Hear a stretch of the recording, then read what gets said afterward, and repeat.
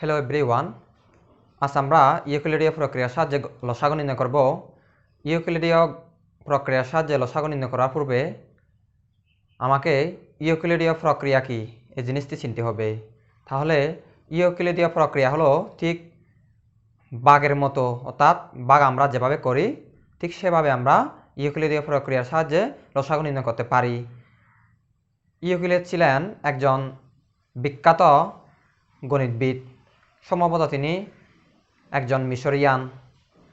তার এই নামানুসারে ইউক্লিডীয় প্রক্রিয়ার সাহায্যে আমরা লসাগু নির্ণয় করি।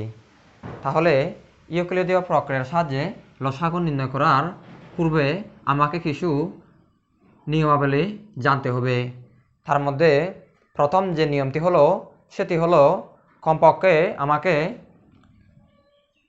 2 বা ততোধিক সংখ্যা নিতে হবে। তাহলে 2 বা ততোধিক সংখ্যা নেয়ার পরে সংখ্যাগুলোর মধ্যে কমা দিয়ে তাদেরকে এক সারিতে লিখে এলের মতো করে একটি দাগ টানতে হবে।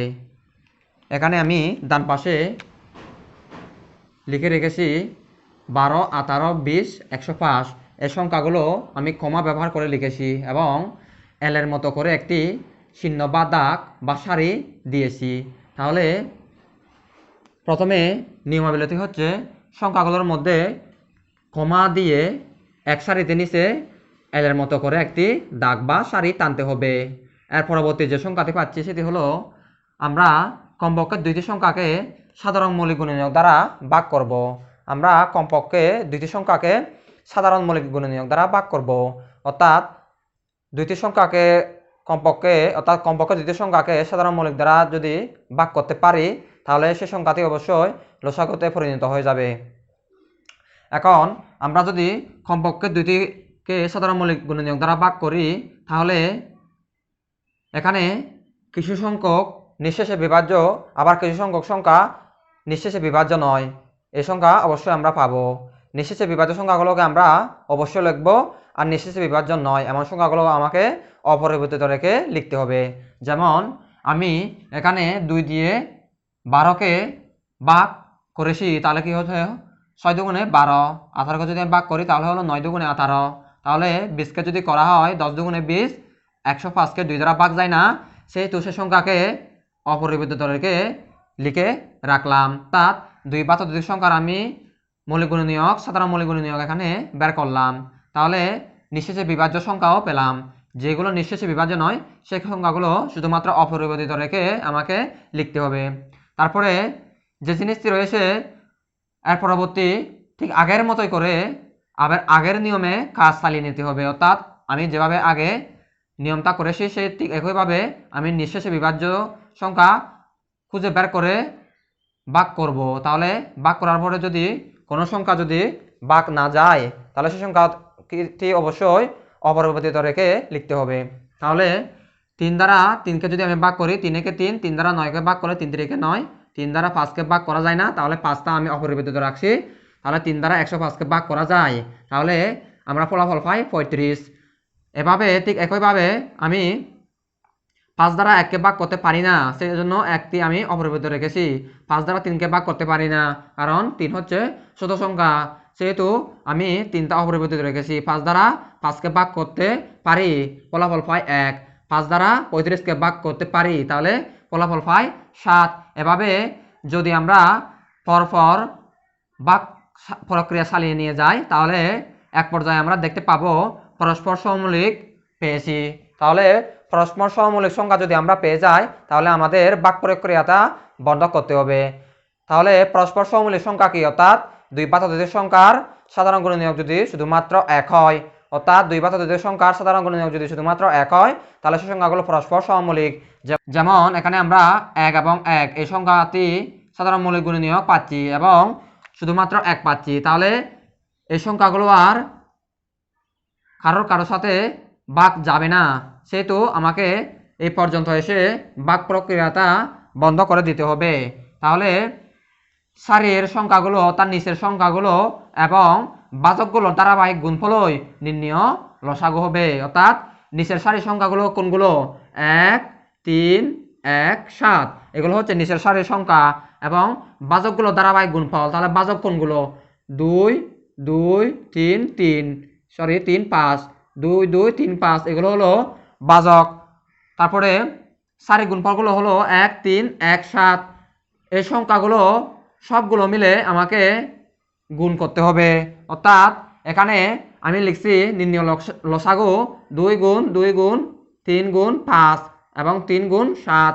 অর্থাৎ আমি এখানে 1 থাকা সত্ত্বেও লিখি নাই, কারণ একের সাথে যদি আমি কোনো সংখ্যা গুণ করি তাহলে ফলাফলটা সব একই। তাহলে 2 এর সাথে 2 এবং 3 5 3 7 এগুলো গুণ করে ফলাফল আমরা পাই 1207। অর্থাৎ এই সংখ্যাটি হচ্ছে নির্ণয় লসাগু।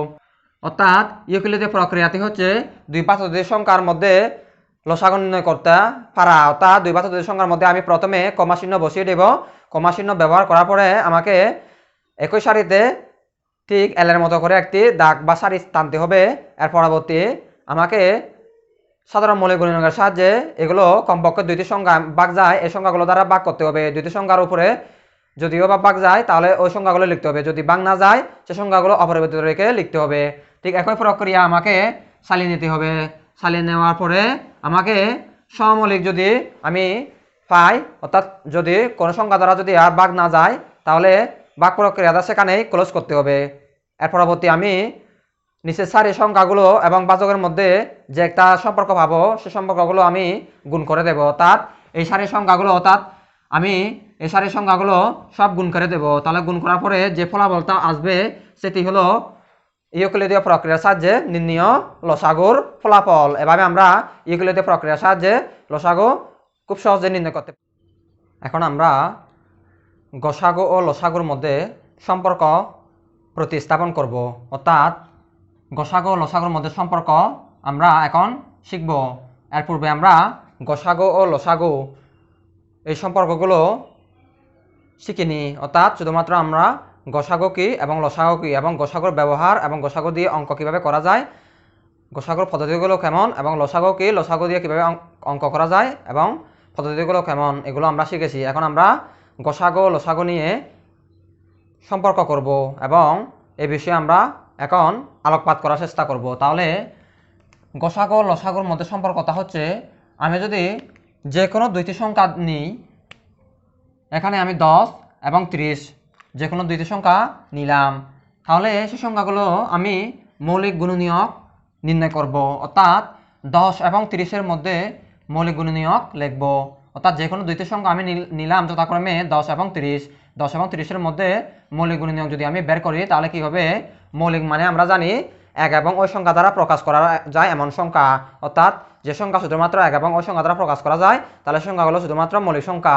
তাহলে 10কে যদি আমি মৌলিক সংখ্যা বের করি তাহলে কি হবে, 10কে আমি যদি ভেঙে ফেলে কি হয়, অর্থাৎ 10কে যদি আমি 5 দুগুণে 10, 2 এবং 5, 2 এবং 5 হচ্ছে এখানে মৌলিক গুণনীয়ক, কারণ 2 শুধুমাত্র এক এবং ওই সংখ্যা দ্বারা ভাগ যাচ্ছে, 5ও এক এবং ওই সংখ্যা দ্বারা প্রকাশ করা যাচ্ছে। তাহলে 30টা আমরা কিভাবে পাই, 30টা আমরা 15 দুগুণে 30, 3 পাশে 15, তাহলে 2 গুণ 3 গুণ 5, অর্থাৎ এখানে আমরা 2 গুণ 5 পেয়েছিলাম। এর পরবর্তী আমরা 30-এ পাবো 2 গুণ 3 গুণ 5, অর্থাৎ 10কে আমরা লিখতে পারি 2 গুণ 5, 30কে লিখতে পারি 2 গুণ 3 গুণ 5। এই দুই সংখ্যাতে শুধুমাত্র এক এবং ওই সংখ্যা দ্বারা প্রকাশ করা যায়, 3টাও এক এবং ওই সংখ্যা দ্বারা প্রকাশ করা যায়, 5টাও এক এবং ওই সংখ্যা দ্বারা প্রকাশ করা যায়। তাহলে আমরা 10 ও 30-এর যদি গসাগু নির্ণয় করি তাহলে এর পূর্বে আমরা শিখেছিলাম গসাগু নির্ণয় করার জন্য আমাদের যে জিনিসটা দেখতে হবে সেটি হলো এখানে 2 গুণ 5 এবং 2 গুণ 3 গুণ 5 রয়েছে। তাহলে এখানে আমরা 10-এর মধ্যে প্রথমে 2 দেখতে পাচ্ছি, এখানে আমরা দেখতে পাচ্ছি 2, তাহলে আমরা এখানে এই সংখ্যাতে লিখতে পারি কারণ এটা সাধারণ মৌলিক সংখ্যা। তাহলে এর পরবর্তী যে জিনিসটি রয়েছে সেটি হচ্ছে 5, এখানে 5 রয়েছে, তাহলে সেই সংখ্যাতে আমরা এখানে খুব সহজে লিখতে পারি, কিন্তু এখানে 3 রয়েছে, এর পূর্বের সংখ্যায় অর্থাৎ 10-এর সংখ্যায় কোনো 3 নাই, তাহলে এই সংখ্যাতে এখানে আমরা লিখতে পারবো না। তাহলে 2 গুণ 5 আমরা ফলাফল পাই 10, অর্থাৎ 10 ও 30-এর গসাগু হবে 10। এভাবে আমরা খুব সহজে গসাগু নির্ণয় করতে পারি। তাহলে এখন যদি আমরা লসাগু নির্ণয় করি তাহলে কি হবে, লসাগু নির্ণয় হলো এখানে আমরা 2 গুণ 3 গুণ 5 এই মৌলিক সংখ্যা আমরা পেয়েছি, তাহলে 2 গুণ 3 গুণ 5 এই সংখ্যাগুলো হলো নির্ণয় লসাগু, কারণ এখানে 2 আছে, এখানে 2 আছে, তাহলে এখানে একবার এখানে একবার আমি একটিবার লিখলেই হবে। তাহলে এখানে 3 আসে, এখানে 3 নাই, না থাকলেও এখানে আমাদের লিখতে হবে। এখানে 5 আসে, এখানে 5 আসে, তাহলে এই সংখ্যাটাও লিখতে হবে। অর্থাৎ যে সংখ্যাটা থাকে সে সংখ্যাটাও লিখতে হয়, আর যে সংখ্যাটা না থাকে সে সংখ্যাটাও অবশ্যই লিখতে হয়। যদি আমরা এখন লসাগু নির্ণয় করি তাহলে কি হবে, 2 গুণ 3 গুণ 5 এই সংখ্যাগুলো লসাগু নির্ণয় করলে ফলাফল আছে 30। এখানে আমরা পেয়েছিলাম এর আগে 10, তাহলে এখানে 10, এখানে 30। তাহলে এখন যদি আমরা সম্পর্ক করার চেষ্টা করি তাহলে কি হবে, 10 এবং 30 এর সংখ্যাদের গুণফল কি হবে, 10 গুণ 30। তাহলে 10 হচ্ছে কি, অর্থাৎ 10 হচ্ছে 2 গুণ 5 এর গুণফল। তাহলে আমি এখানে লিখতে পারি কি 2 গুণ 5। তাহলে 30 হচ্ছে কি 2 গুণ 3 গুণ 5 এই সংখ্যাটির গুণফল। অর্থাৎ 2 গুণ 5 মানে কি, অর্থাৎ 2 গুণ 5 হলো গসাগু। তাহলে 2 গুণ 3 গুণ 5 এর মানে কি, এটি হলো লসাগু। অর্থাৎ 2 গুণ 5 হচ্ছে গসাগু, 2 গুণ 3 গুণ 5 এটা হচ্ছে লসাগু। অর্থাৎ 10 এবং 30 সংখ্যাদের গুণফল আমরা পেলাম গসাগু গুণ লসাগু। অর্থাৎ গসাগুর মান হচ্ছে 2 গুণ 5, লসাগুর মান হচ্ছে 2 গুণ 3 গুণ 5।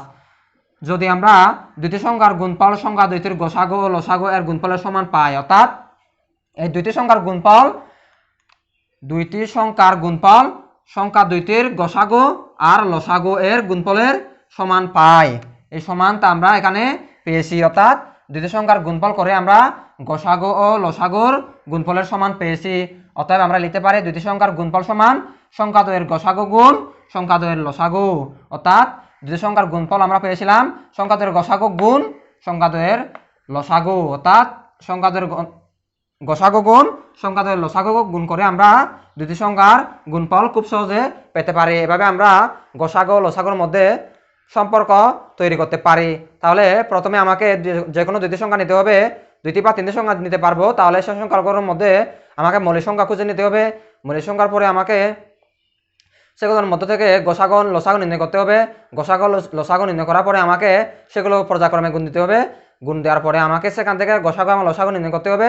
তাহলে গসাগু ও লসাগু নির্ণয় করার পরে আমরা যে ফলাফলটা পাবো সেই ফলাফলটা হচ্ছে দুটি সংখ্যার গুণফল। তাহলে দুটি সংখ্যার গুণফল হবে সংখ্যা দ্বয়ের গসাগু গুণ সংখ্যা দ্বয়ের লসাগু। এভাবে আমরা গসাগু ও লসাগুর মধ্যে সম্পর্ক প্রতিস্থাপন করতে পারি।